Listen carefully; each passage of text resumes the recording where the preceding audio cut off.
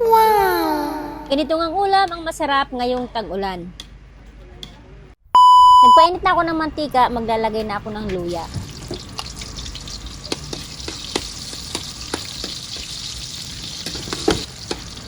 Maglalagay ako ng bawang.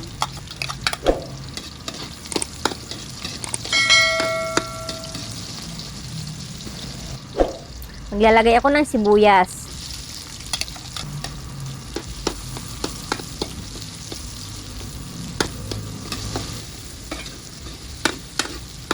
At maglalagay din ako ng kamatis.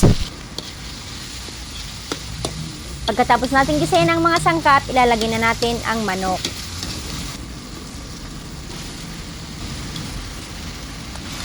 Isasangkutsa ko muna ang manok.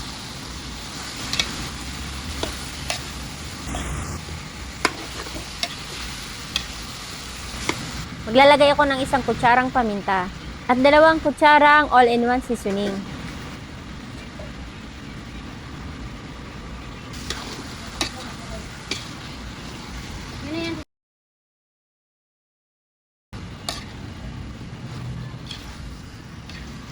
At maglalagay ako ng patis.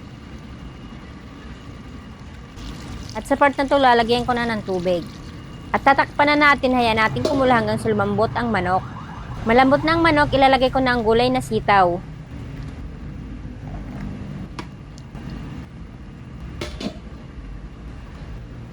Ilalagay ko na ang gulay na talong. Tatakpan ulit natin at hayaan nating maluto ang mga gulay. So ayan, malambot na ang mga gulay. Ilalagay na natin ang sinigang sa sampalok mix. At ang pinakahuli, ilalagay ko na ang kangkong.